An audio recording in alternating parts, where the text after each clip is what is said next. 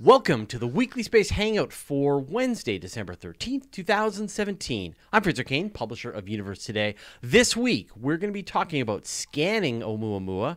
I just like to say that, Oumuamua.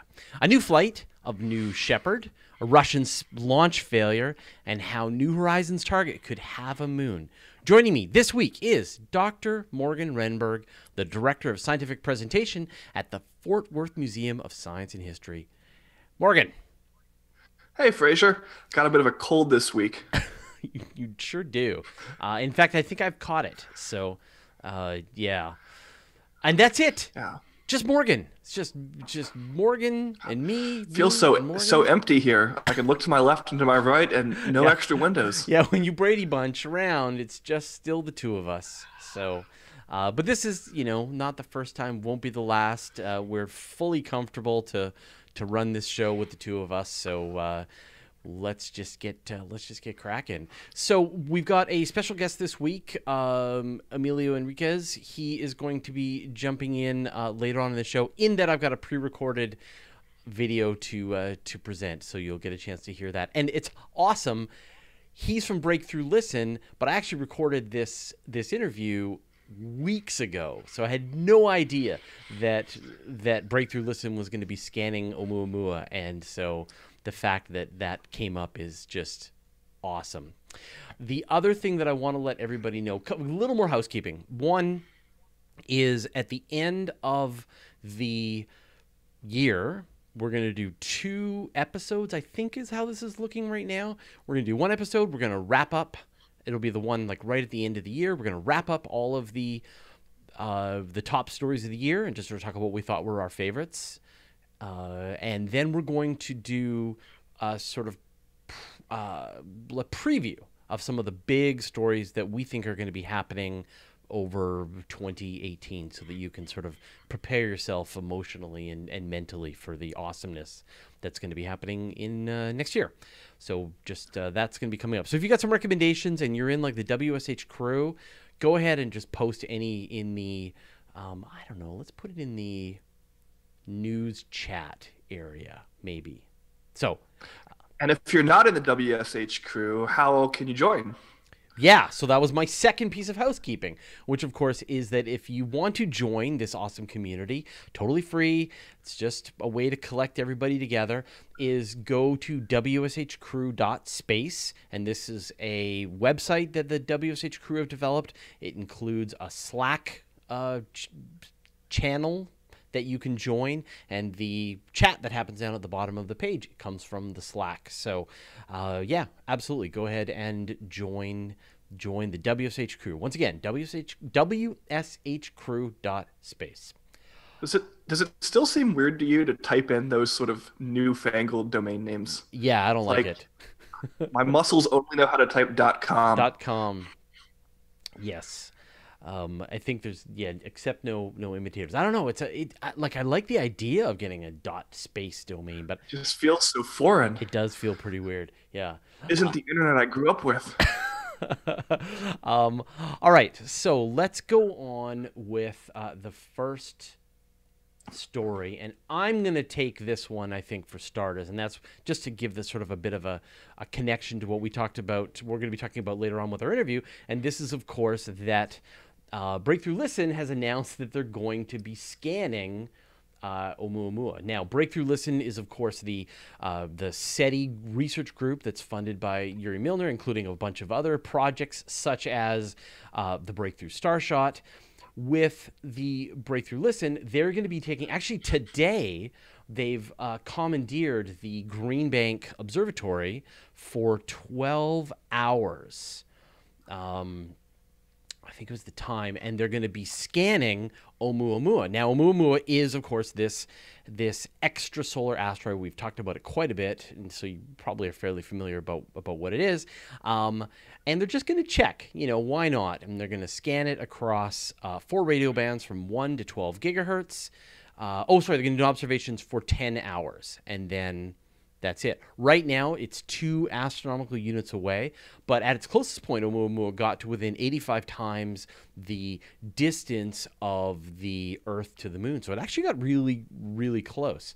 Of course, the shape of the object is pretty strange. You know, it has this 10-to-1 structure from length to width, this ratio, and there's nothing in the solar system that's ever been seen that has that kind of shape. So it's a long shot, right? I mean, obviously, but still, I think it would be, you know, it's worth doing. Why not? I'm gonna call partial Kraken on Do it! this, because this is great science, sort of enmeshed with a really stupid PR thing. There's a lot of good reasons to point a radio telescope at an object that we haven't seen before, but listening for alien life isn't one of them. I can't envision a scenario in the universe in which a race is so good at building a spaceship that they can travel from another star, and then so bad at navigating it that they can't just pull up next to the Earth and hang out. Yeah, but maybe they came by, sent the message trying to talk to, I don't know, megalodons. We didn't have any megalodons. They didn't sing back. And so they're off again out into interstellar space. Right? Sure. Yeah. So then what are the I mean, in your opinion, what's the scientific value of scanning an object like this with a radio telescope? Yeah, well, all sorts of things that are sort of don't emit light in the way we would normally think of it can emit radio waves. And one of the most common things that can emit radio waves is ice.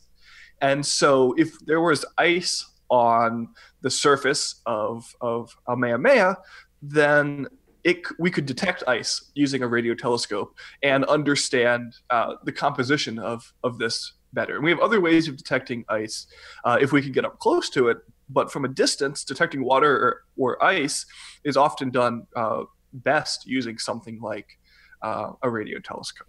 Right, and of course, I'll give them props for a great comparison in the press release about this, in which they say that in just minutes, the Green Bank telescope could pick up a cell phone on the surface of Kamehameha 2 astronomical units away. And that was just like a holy cow kind of moment to me, to think that, way past the orbit of Mars, you could have your iPhone floating around in space and a radio telescope could find it. That's just really cool. And one of the things that they mention is that it's good practice to scan a fairly fast-moving object. You know, we don't see a lot of objects moving this quickly, and to try and lock on and track this object with a radio telescope for a certain period of time, there's some value there. A practice for when the alien invasion fleet does arrive. Telescopes are not designed, most telescopes are not designed to track objects that are moving quickly. And for some telescopes, objects that are moving quickly are basically anything that aren't stars, because these giant machines just rotate very, very gradually, and you need a real sort of speedy telescope to track something like a planet, and you need a really, really, really speedy telescope to track something like a satellite. And a near-Earth object like this falls sort of somewhere between a planet and a satellite, but well out of the comfort range of what you would normally expect a radio telescope to be able to do. And I think, as part of this sort of scientific conversation that you're saying, it's possible that they could scan this with a radio telescope. They could build up some kind of signature that maybe is a little different from the kinds of signatures for the objects that we have that are located in the solar system, maybe a different composition of the ices that you said. And then they could use this as a sort of a fingerprint. Then they could identify others earlier on in the detection process. So they're like, oh, here's a new object. Let's scan it. It has a similar signature to Oumuamua. Maybe it is another interstellar asteroid. One super interesting estimate that I had read in sort of doing some research on this was that there are estimated to be 30,000 of these kinds of objects within the solar system, sort of within a couple of light years of the Earth or of the sun. And in fact, there are probably 2 to 3 of these kinds of objects passing within, say, the orbit of Jupiter every year.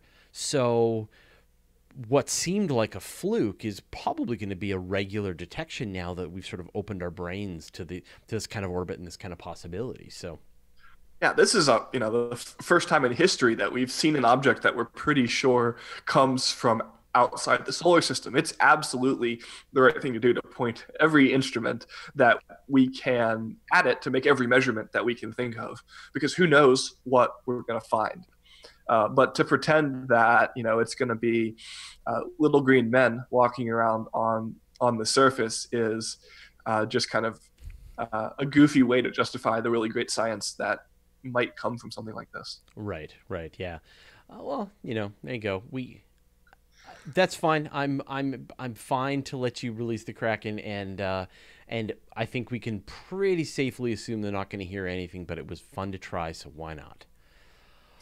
Yeah, let's talk about another really cool object in the solar system right now, and that's 2014 MU-69.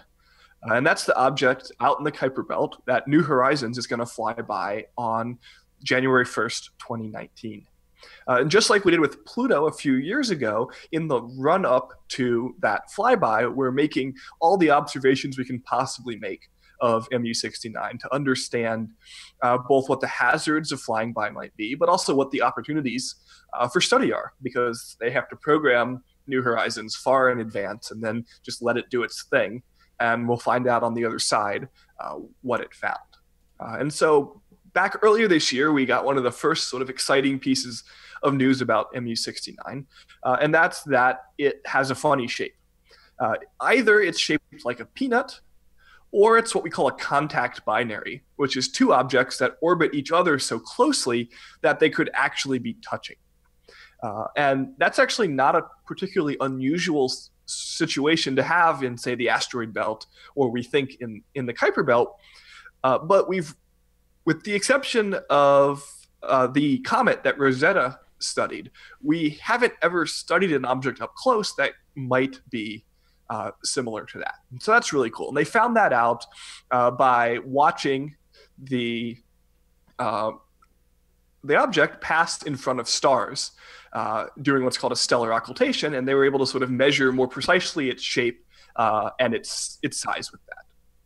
But these stellar occultations can be really tricky to observe, because you have one star passing behind a really tiny object for just the tiniest period of time that's only going to be visible maybe from some small place on Earth. And so that one was found by a bunch of astronomers who set up telescopes all over Argentina. But we got some cooler news, I think, or not cooler, but as cool news this week, which is that it might also have a moon. But what's really cool about this is how they found it, because it's also a stellar occultation, but this one was out over the ocean. And so they couldn't just plop a telescope down to see it. They had to send a telescope to it. Right. And so this was a stellar occultation observed by SOFIA. Yes. The Boeing 747 with a hole cut in its side and a telescope sticking out the door. Your dream so cool. Journalist gig, right? Yeah, no kidding. So think about the amazing sort of coincidence that happened here. You had this tiny object billions of kilometers away from Earth passing in front of a star that looks even tinier, that was noticed by a telescope flying on top of an airplane in the middle of the Earth. Right, that the only way that they could line up the occultation was to when you think about the alignment of this object and that star, the only place on Earth where that alignment would be visible would be to fly out over the ocean with an airplane to be able to get the three things to line up perfectly to be able to watch your occultation, which is mind-bending, right? So, yeah, I love it. So you can imagine, given that we don't have a lot of definitive data here. What they saw was, before the sort of star blinked out of view behind MU-69, they saw it just for a second blink. And it could be that was sort of an instrumental failure. Or it could mean that it happened to fly behind a tiny moon, which would make this sort of another level of crazy lucky that all of this lined up. And so for now, we can't know for sure whether there's a moon there. But now that we have some idea, we can try to look more carefully at that location, look for other stellar occultations, and now we have a little bit more information to try to figure that out. And once New Horizons gets closer, we might actually be able to start finding it that way too.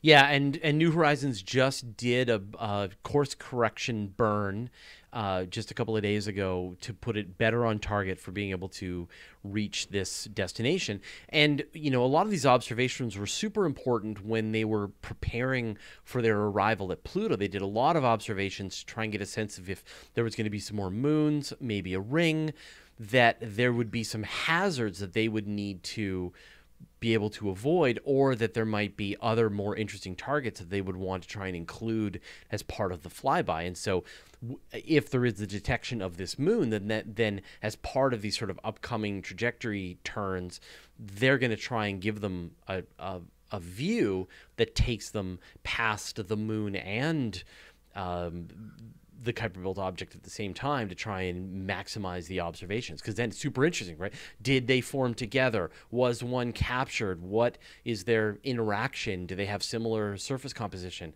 I mean, a moon doubles your science, right? Absolutely.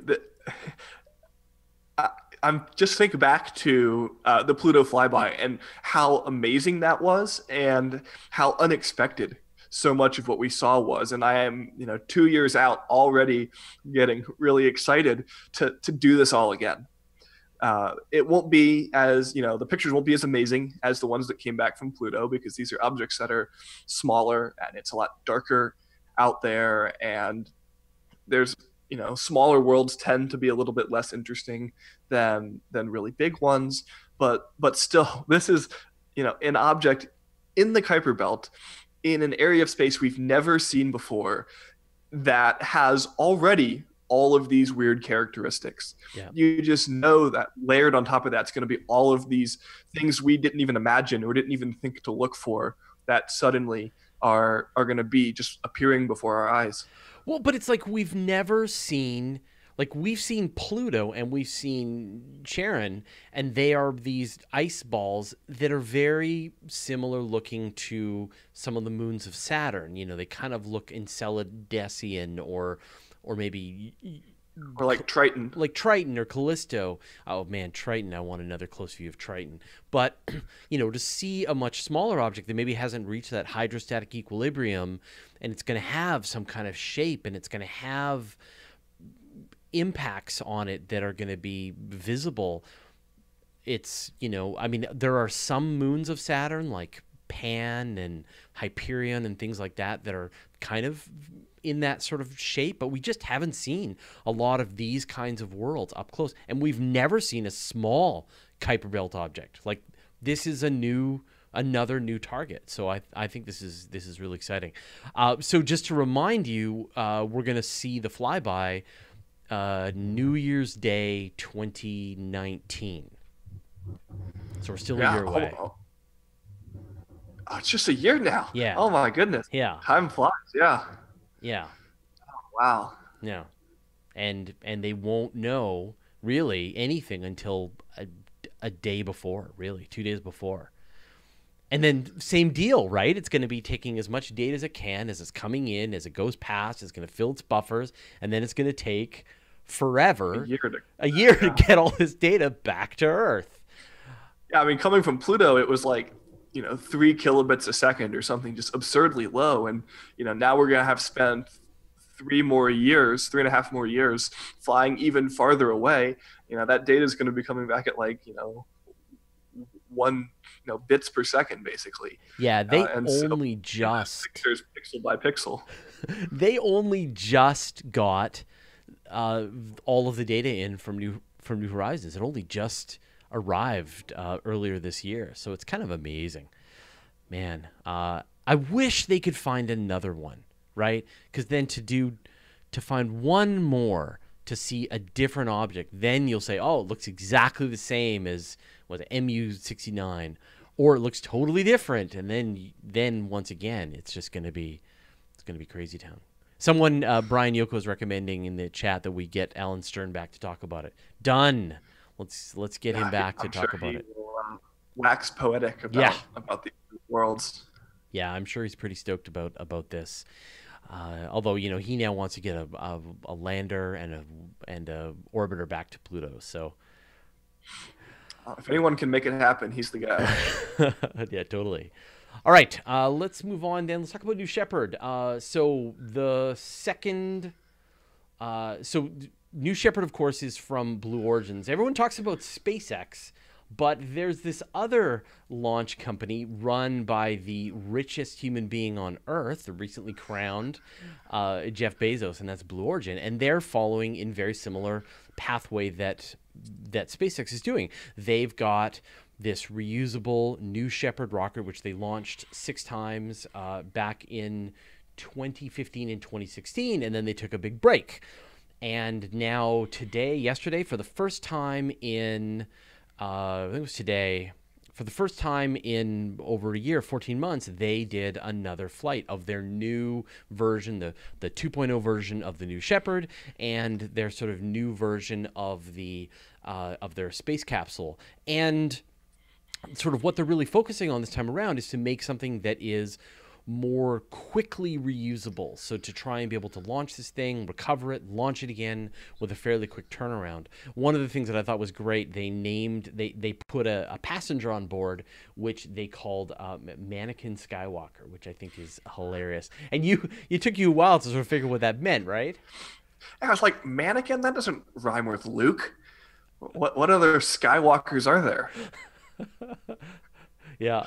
What I think is coolest about this new launch are the windows. The windows on the new capsule are more than a meter tall. Yeah. They're, they got to 99% of the edge of space on this flight. But if they went 1% higher, these would be, I think, by far the largest windows ever to fly into space. And that's exactly what you want if you're going to plunk down $250,000 or whatever they're going to end up charging for tourist launch on this. But it's more windows means more room to clean up the vomit. So yeah, you just kind of got to squeegee that up on the way down. Yeah, or maybe it's easier. Yeah. I actually asked the folks from Blue Origin, I was interviewing them, and I asked them directly, like, what about the vomit? And they said, it won't happen after the first launch. Like, you got to go, you got to ride the vomit comet several cycles before the nausea kicks in and you start to, be floating around in each other's vomit. So if you stayed on New Shepard and flew a bunch of times, then it might come up. But if you did that one launch and you're weightless for maybe 5 hours, then yeah. To kind of put in perspective the pace that Blue Origin is launching right now, since the last time they launched 14 months ago, SpaceX has launched something like 16 missions to orbit. And so it's pretty clear that these companies are focusing on different things. And Blue Origin, took that time to focus on this fast turnaround to build a spacecraft ideally suited for space tourism, while SpaceX has focused in some sense on becoming profitable and establishing a business. And only Russia has launched more missions to space than SpaceX did in 2017. They are, you might say, the dominant player in launching things off the surface of the Earth right now, and that's clearly been their focus. And Blue Origin says, sure, we'll build New Glenn, we'll get to that, but right now we want to focus first on this high quality tourism experience in low Earth space. Yeah, and Arjun asked in the chat, is this just for space tourism or can they do missions for NASA and the military? This version, the New Shepard, is going to be a space tourism system. And I wouldn't be surprised if it kind of knocks the wind out of, say, Virgin Galactic, which is having a much harder time getting this Spaceship Two concept. I mean, there was the crash, and they've just started to be able to kind of come back and start doing some tests. And with New Shepard, it's such a simple system, right? The thing takes off, flies up, comes back down, lands. It's a very simple, straightforward process as opposed to the way Virgin Galactic is going to work with this aircraft and this other rocket plane that's carried underneath, and it flies to altitude, and the rocket plane takes off, and then it lands on its own, and then the carrier aircraft takes. I mean, you could imagine these rockets just coming down, door opens, a bunch of people stumble out, excited and vomiting, and then another group of people get in, they strap up, press the button, away it goes again. So it just seems like a very elegant way to do it. And going straight to human rated is a pretty clever idea, right? To sort of go, because this is a line that SpaceX still hasn't passed yet, is they haven't made human rated rockets available to paying customers yet. Yeah. So it's not impossible to do science with New Shepard. In fact, the launch that just happened carried something like 10 scientific and educational payloads on board, studying things like how materials behave in weightlessness. And NASA does a pretty serious business launching what are called sounding rockets, which are used to study sort of one-off experiments in astronomy, as well as the upper atmosphere of the Earth. And launching a sounding rocket is often, more than $1 million. And so if Blue Origin can, offer you $100,000 ride to space for your payload, then that would be a serious improvement for these very small sort of experimental prototype science projects. And I could easily imagine, every 10th New Shepard or something, instead of launching with people, launches with a bunch of payloads on it. Mm-hmm. And they really do a service to the science community with that really low barrier to entry. Or both, right? Launch a scientist with a experiment, and they perform the experiment and record the results or whatever when they reach apogee of their flight. That there are. I think you're exactly right. Although it won't be the sort of the same mix. But as you mentioned, right, the new Glenn is coming. Blue Origins is serious. They are going to be building this. They are perfecting, like SpaceX, they are perfecting the reusability, the computer systems that allow rockets to come back and land on their launch pads or near their launch pads. That's the part that's very complicated. And then you've got their development of their engines, which are going to be, looks like their engines are going to be picked by United Launch Alliance's new Vulcan rocket system. So you've got this other paying customer that's already ready to go and lined up for these more powerful rockets, which they've tested. So it feels to me, though, like when you kind of look at the two right now, and SpaceX is kind of building up momentum, and they've done more launches this year than they've ever done. They've got even more launches planned for next year. I think we're going to see Blue Origins come out of the gate pretty fast, and also they don't have to sort of deal with all of the near bankruptcy that Elon Musk had to deal with to try and get SpaceX to be an established player. Musk broke all the ground, did all the heavy lifting, and Blue Origin is going to be able to come in and compete for those same marketplaces with people who are already now accustomed to these ideas of reusable rockets and cheaper access to space and all this kind of stuff. So I wouldn't be surprised that we're going to see in the next couple of years the sort of race for space really heat up. Yeah, I think if you come back in 5 years, rocket families like the Ariane 5 or the coming Ariane 6, the Soyuz, the Atlas 5, they're going to exist in name only, essentially. The Russians are never going to shut down their own domestic rocket programs because they'll need them for things like national security launches.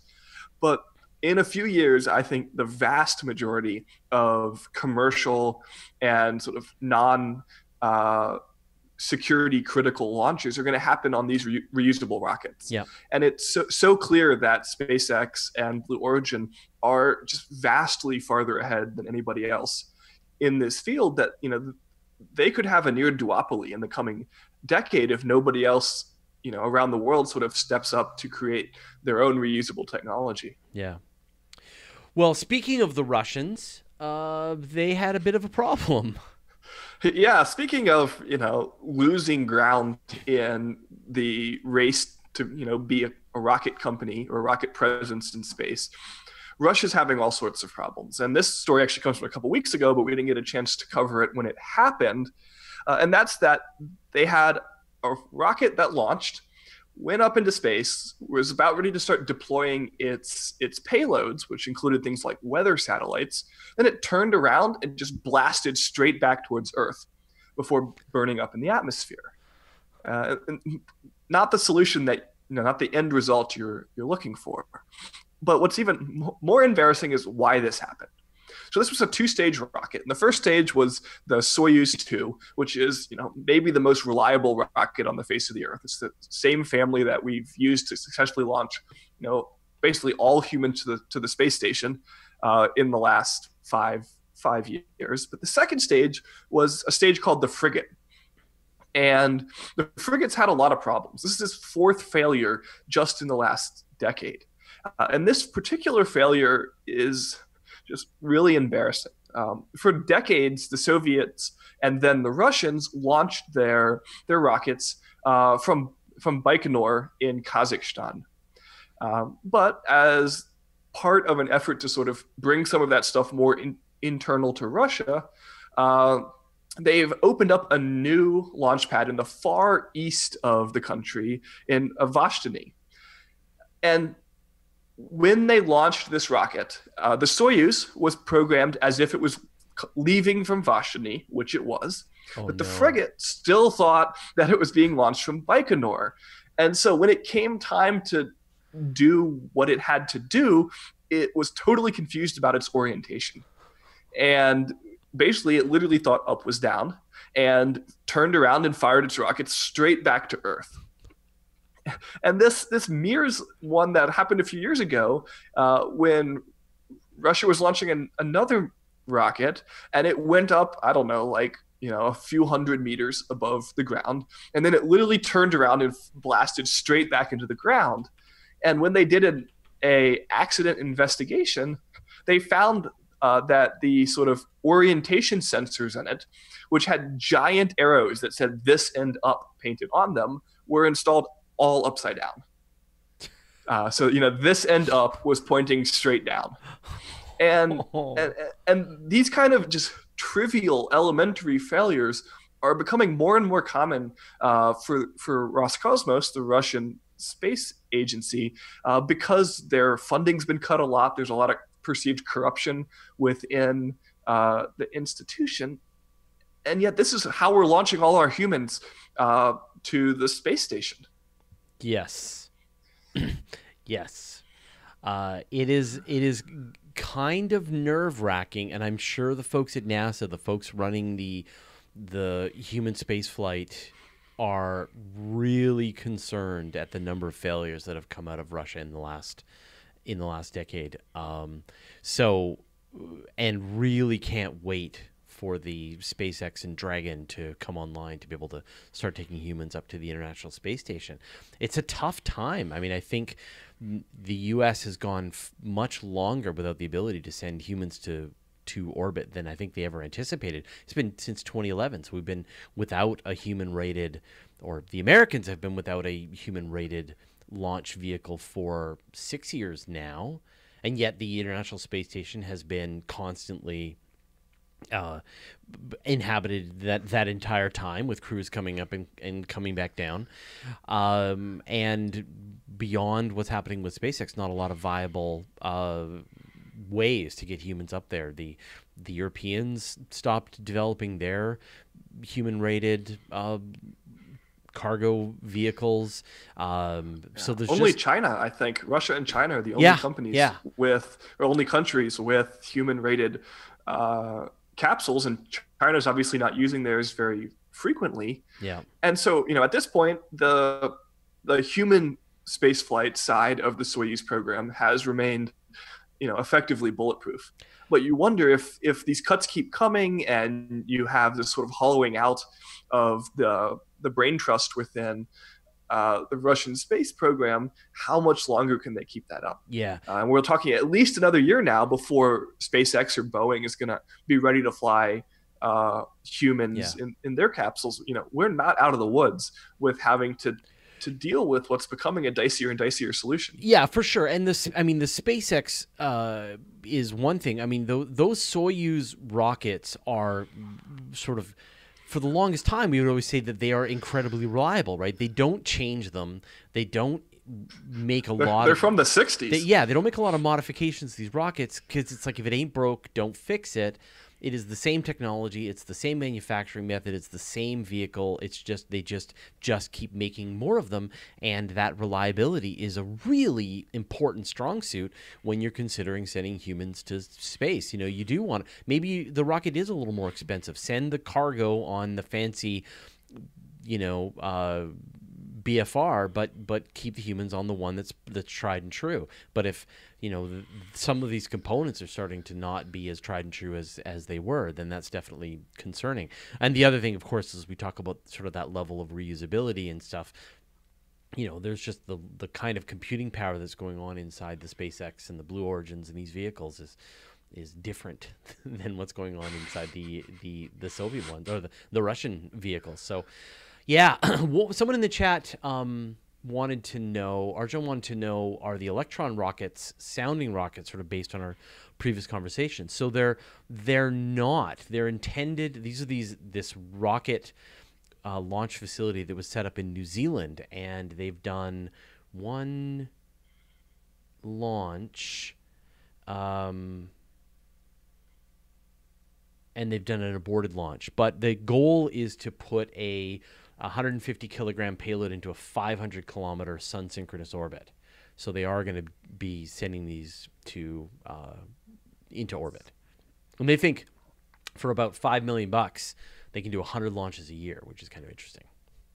Yeah, that's not bad. Yeah. It's sort of inexpensive. It's a good market to be on top of. Yeah, I wonder how this is all going to play out. It's a very weird time. As you said, come back 5 years, this will all be sorted out and settled. But right now, it's a very strange marketplace. So, all right. I think now it's time for our interview. Back from our interview. All right, Morgan, man, we don't have anything kind of funny or interesting to wrap up this show. Someone wanted to know what would be your space Christmas. What would sort of, if you could get a present from space, what would of knowledge, what would that be? Oh, I was going to say right now, one of those tickets for a ride on New Shepard's looking pretty good. Yeah, that's a little more personal, I guess, and less altruistic. Yeah. But right now, I'm saying, a 3-foot window is about exactly what I'd like to see the Earth from. Yeah, that would be pretty amazing. How about yourself? Well, so I think we were talking about this before the show, before we actually started broadcasting, and NASA's got this announcement tomorrow. It's some mysterious exoplanet announcement. They won't tell us what it's about. As you said, the rumors are that it has something to do with AI research, finding something in the Kepler data.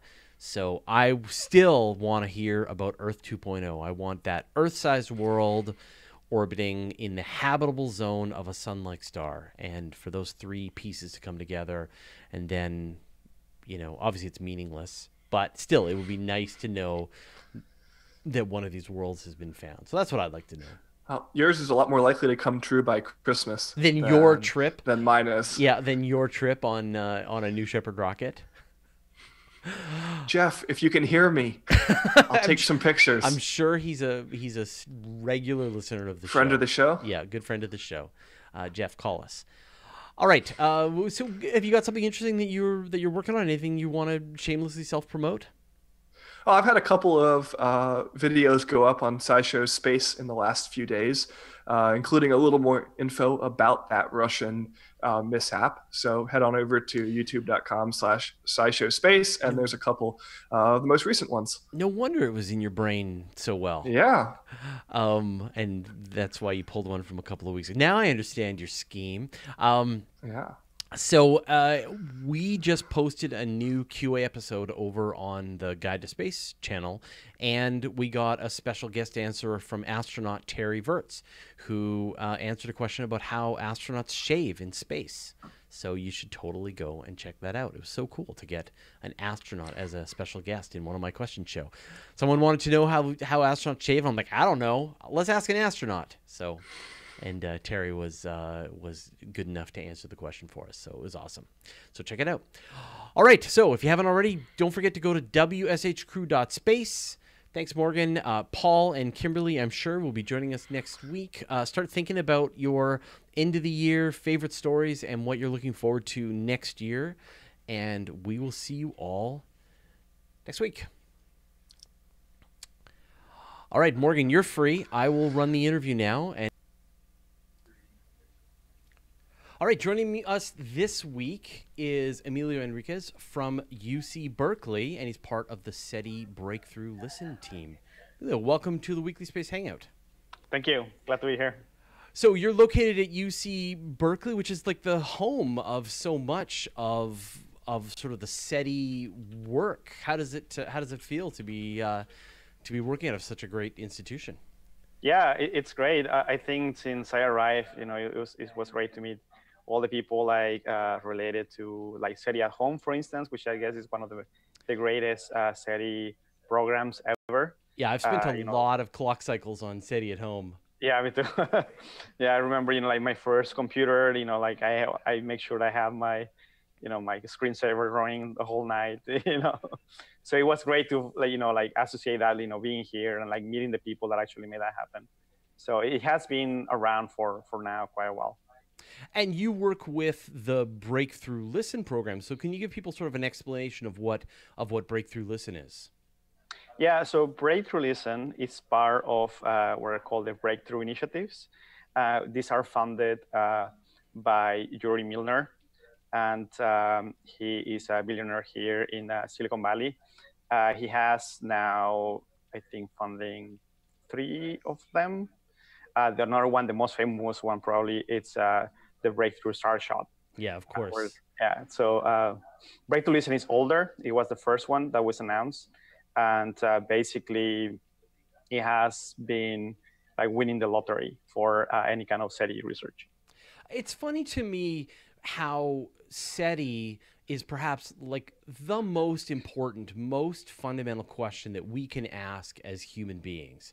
Are we alone in the universe? And yet, it's always had so much difficulty finding funding. It's had to have people like Paul Allen step up and help with the SETI Institute and to build the Allen Array, and Yuri Milner has stepped in.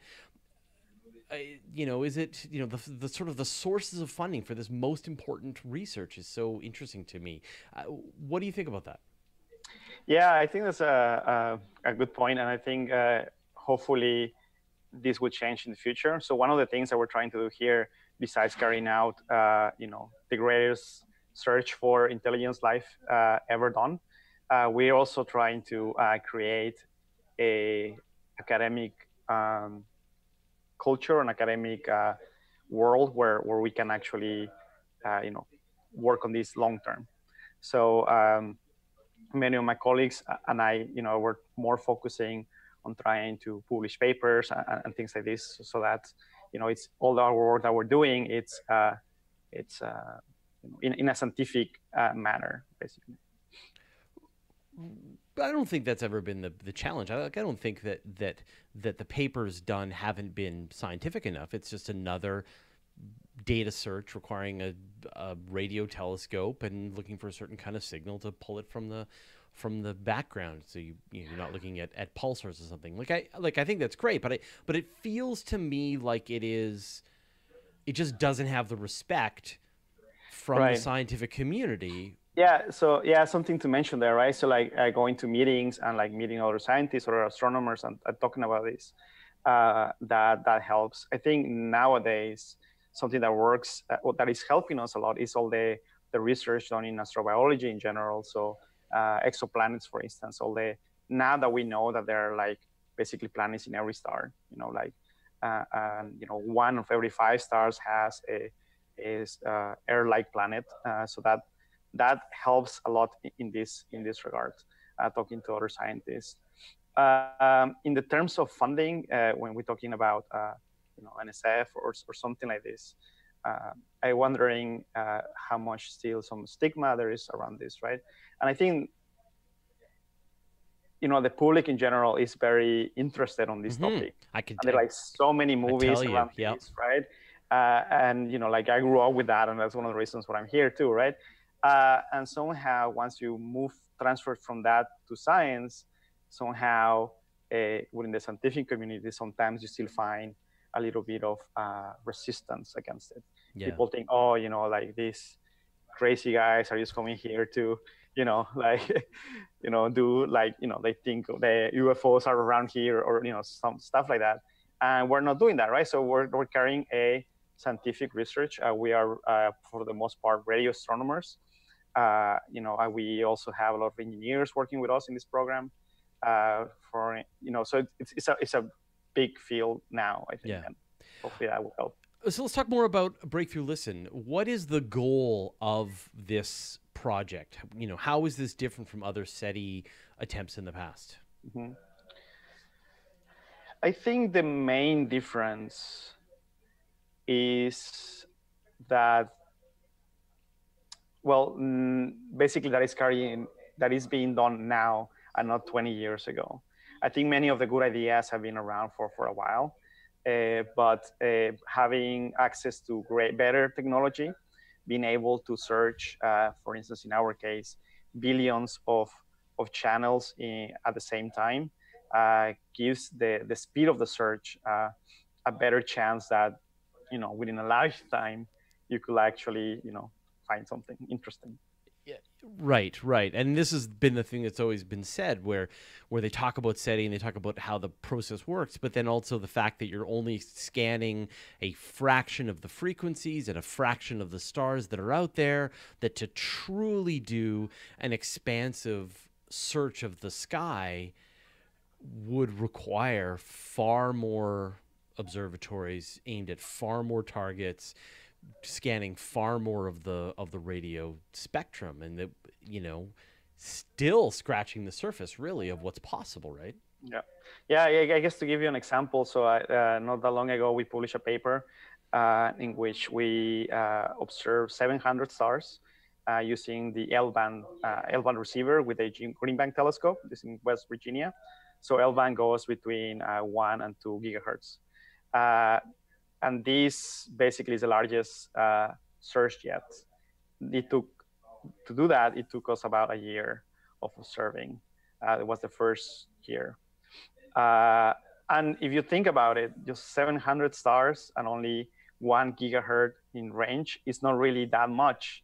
So they're like, you know, I think within 1,000 light years, there are like millions of stars, right?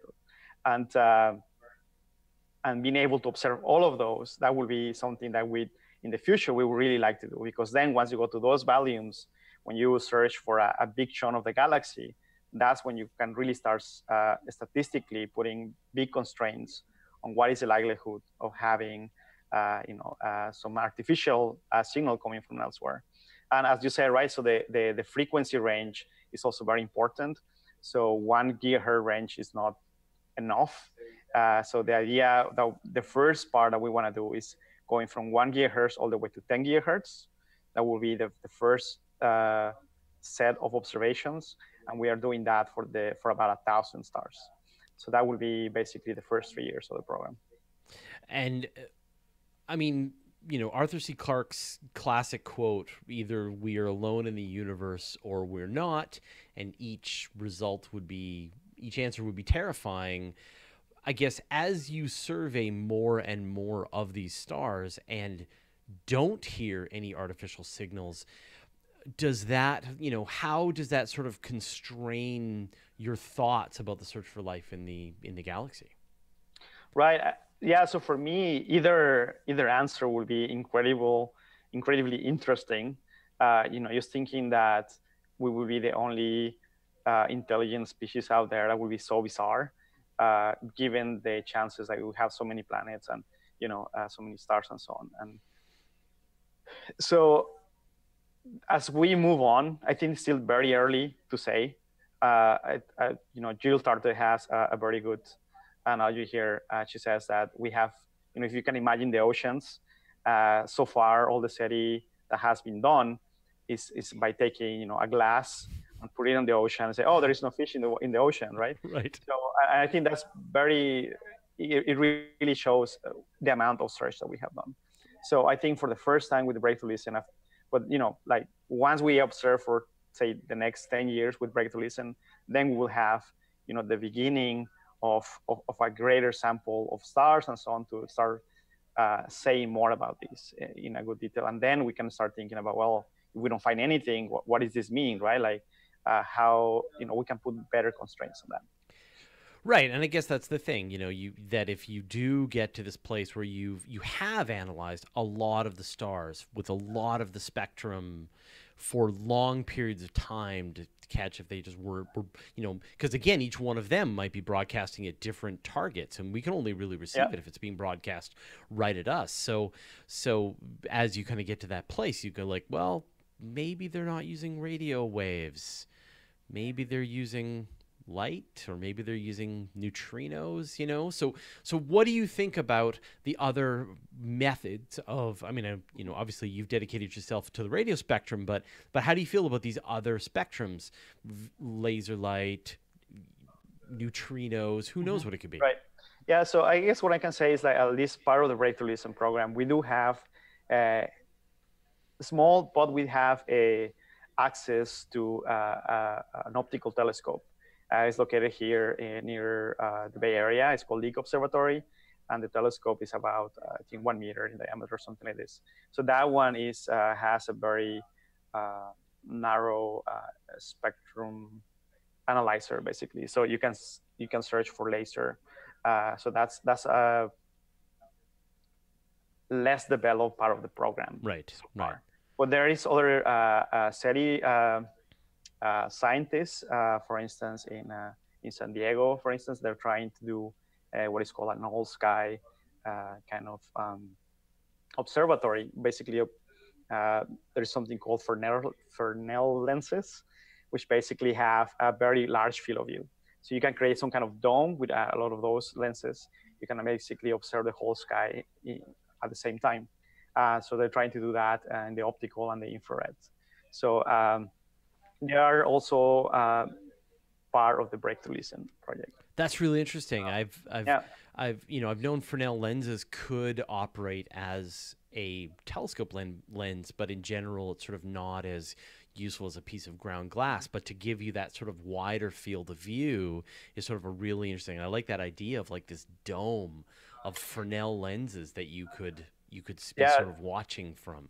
Yeah, it's pretty cool. I don't have not all the details about it, but I have seen like their diagrams of how they look like, and everything looks pretty cool. I mean, it's in the process of trying to create this dome in the sense of like what it will require, how much it will cost, and everything. So I'm guessing within a year or two, they will actually make it happen.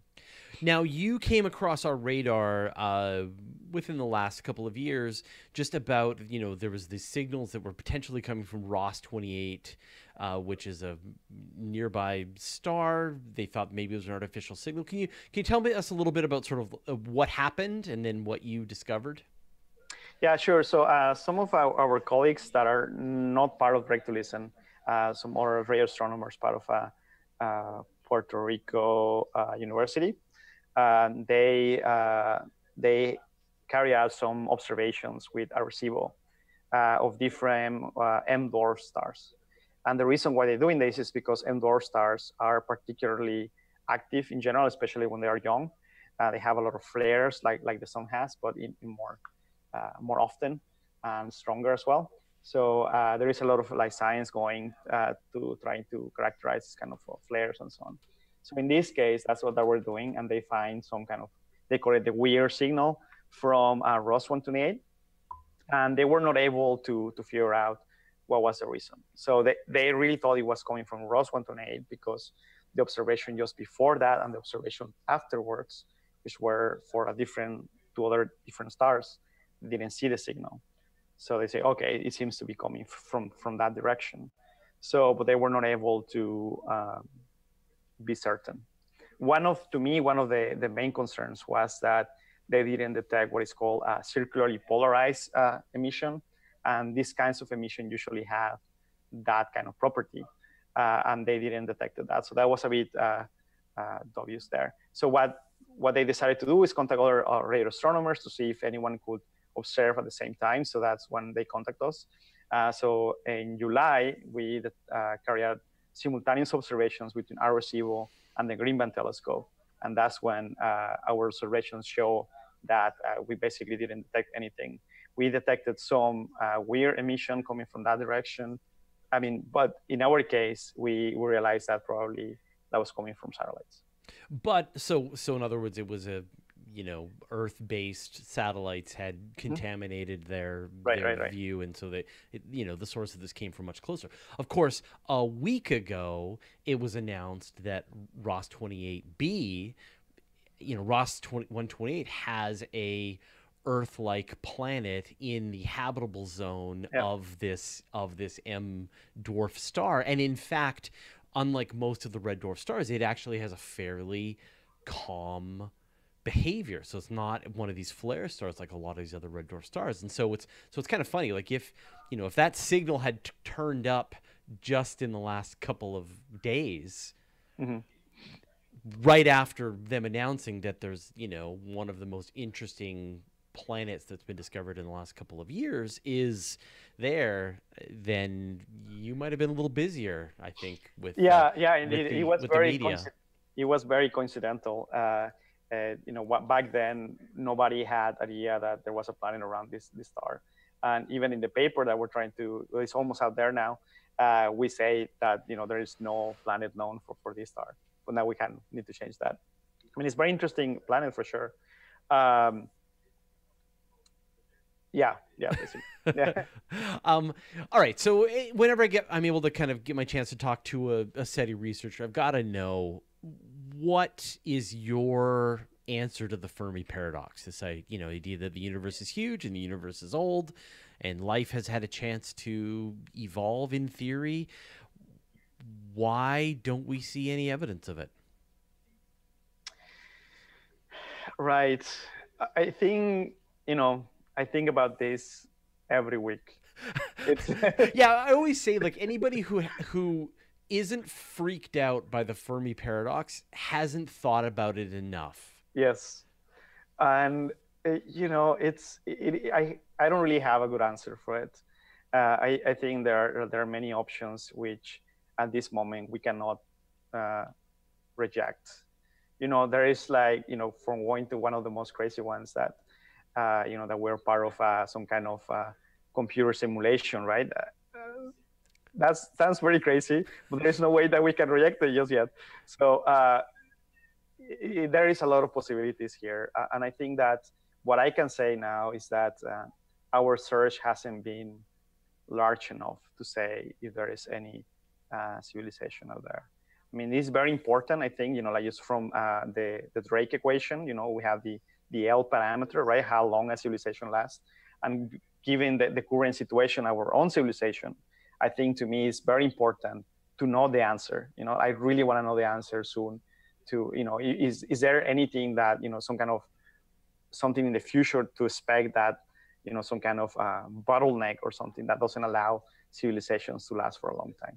So I think it will be interesting to know about that. Yeah, it's like every year that goes by that human civilization survives, and every year that goes by that you're able to hear, more and more stars and not find a signal, constrains both of those requirements, that civilizations can last longer and that you haven't found them anymore, and it gets weirder and weirder and weirder as we go on. It's truly mind-bending. So I'm going to write you a blank check, and not a Yuri Milner size check. No, maybe a much larger check. What kind, to really get to the heart of this answer, to kind of scale things up, what do you think it would take to really be able to do a more comprehensive survey of the night sky? I mean, you're seeing this in these other places. You're seeing this with the Large Synoptic Survey Telescope. You're seeing this with some of the other all-sky surveys, things like the Sloan Digital Sky Survey is going to be doing a much deeper, more comprehensive search. What would it take to be able to really, truly scan the sky for signals of aliens across lots of wavelengths to really kind of narrow this search down? Well, I guess for the near future, near midterm future, what we're really waiting for is the SKA. I think the SKA is really going to change a lot of things. So basically, this is a radio telescope that is going to be in Australia and South Africa. And it's going to be basically the largest telescope ever created, most sensitive, and also be able to point in many directions at the same time. So you can do searches much quicker. So one that comes online, say in 5-10 years from now, that will be the next step. And technologically wise, that's what we can do now.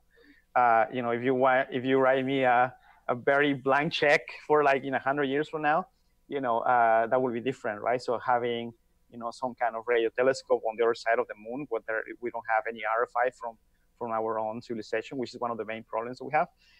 That will be one place to go and have basically an SKA kind of radio telescope over there. That would be my preferred option. Yeah, I mean, it feels like the problem with radio is that because it's got to really point in at a very small radio source, you've got to like have a different dish pointing at all the different targets at the, as you say, the thousands and thousands of stars that are reasonably close to us. Unlike with an optical telescope, where you just kind of view a big chunk of the sky and collect a whole bunch of light. It's just a different technology and requires a different approach. Well, yeah. So in that sense, the radio is catching up and actually going farther than visible, than optical. So there is a telescope in Europe called LOFAR, which I did my PhD on. And that's something that is basically a new technology where you can combine both things. So basically, you have many dishes or many stations in this case, where you have a very large field of view, where you can, for each single station of antennas, where you can combine all of them, and then you have both the large field of view, but also the very small angular resolution. That's what we want. So MeerKAT will be in that type of category of radio telescope, where you have a large field of view, but also a very very narrow angular resolution to pinpoint really where the signal could be coming from. Well, Emilio, thank you so much for taking the time to talk with us today. Sure. So where can people find out more if they want to be able to learn about what you're doing? I will go to one of our websites. So our main website is seti.berkeley.edu. That sounds like the place I would get SETI at home. Yeah. Well, there is a lot of so SETI. So Break to Listen here in UC Berkeley is part of the SETI Berkeley Research Center, and SETI at Home is also part of it. So we're brothers. It's all connected. Yeah. Well, again, thank you so much for taking the time to talk with us today, sure. and good luck. If you do find a signal from an alien intelligence, please come back on the show and let us know what they have to say. Sure thing. Thanks a lot.